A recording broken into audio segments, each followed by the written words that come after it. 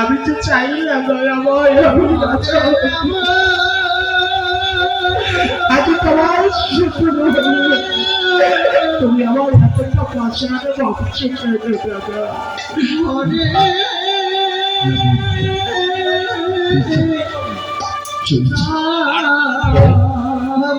তাহলে তুমি যাবি না? বেশ, আমিও তোমায় কথা দিচ্ছি দাদা, তুমি যতদিন না ওই অযোধ্যায় ফিরে না যাবে, আমি তোমার জন্য 14 বছর অপেক্ষা করব। 14 বছর পর তুমি তোমার ভাই ভারতের, আজ 14 বছর পরে যদি তুমি ফিরে যাও, তাহলে তুমি তোমার ভাইয়ের ভারতে মরা মুখ দেখবে।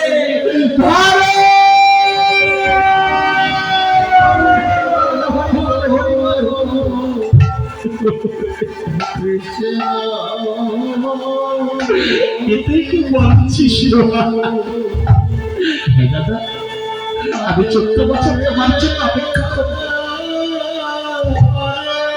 14 বছর পর যদি তুমি ফিরে না যাও না, কোনদিনই অযোধ্যায় তুমি দেখতে পাবে না তোমার ভাই। বলিস না কি বলিস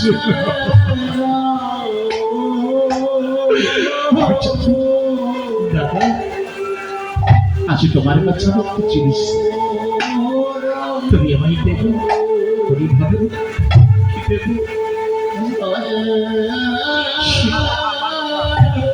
লক্ষ্য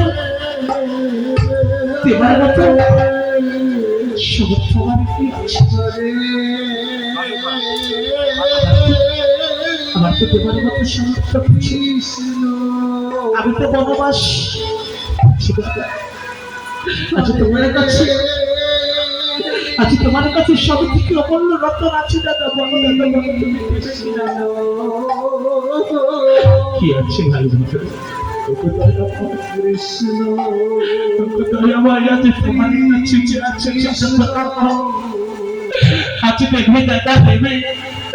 আমি তোমার চরণ তোমার এই পাদকা যখন আমার মস্তকে দেবে দাদা, ভারত রে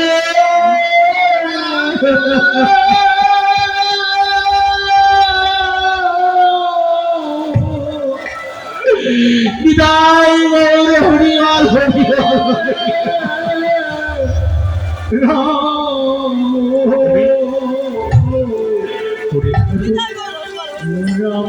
এই পাদকা কি করবি?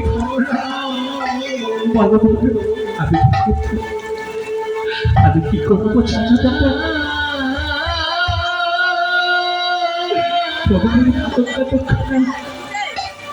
আমি মস্তকে ধারণ করি, আমি ওই অযোধ্যার সিংহাসনে তেমন এই পাদকা দুঃখটা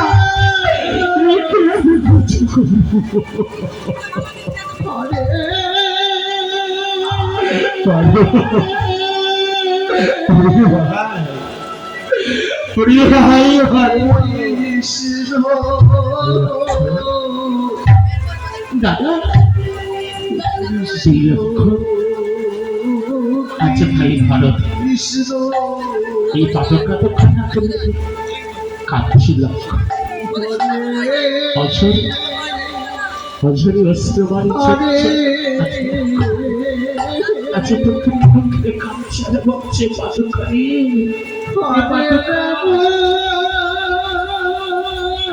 আমি তো তোকে বললাম আমি কাকে দেব রে মানে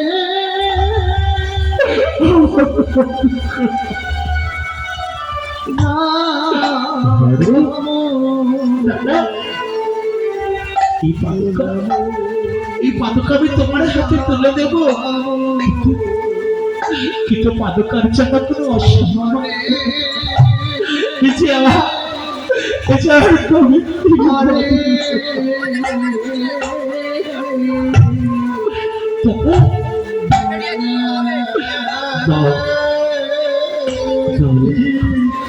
আচ্ছা ভারতের মাথায় তুলে দেয় লক্ষ্য এই পাথর সীমায় মাধুরে বৃন্দাবনের মায়েরা বাবারা সাথে নমস্কার সবাই দুর্বাহ করে বলো নিতাই হরিয়াল হরিয়াল হরিয়াল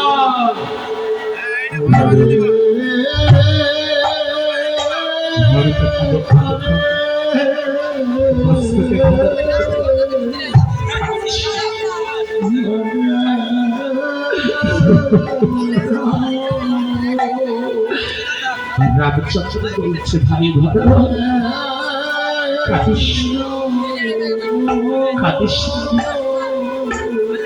সারা জীবন তো কেউ কখনো কোনোদিনই থাকে না যখন সময় হয় সে তখন চলে যাই ভাই আজ কাঁদছিস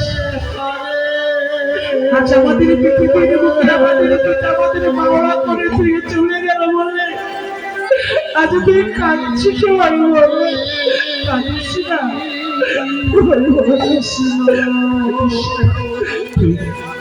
তুই যাবি আবার পিতা সব কাজ করিস কেমন তুমি যে তুমি সব কাজ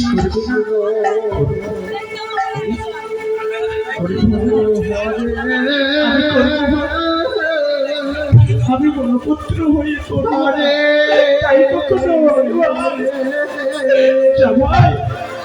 আমি বনপুত্র হয়ে আমি গয়ায় গিয়ে পিণ্ডদান করবো কৃষ্ণ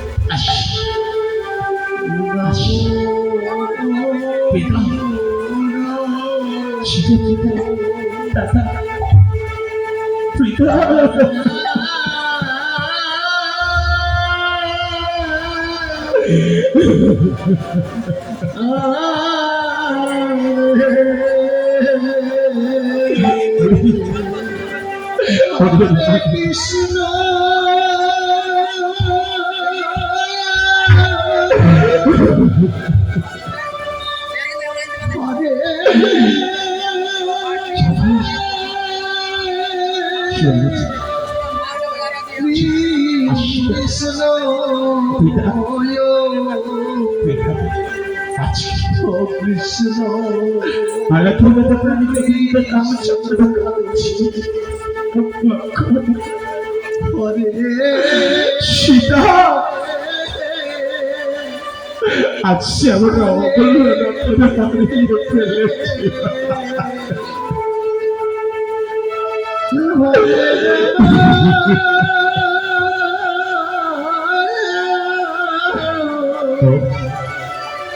আমি ভাই ভরতকে বলেছি আমি আমার পিতা পিণ্ডদান করবো গয়ায়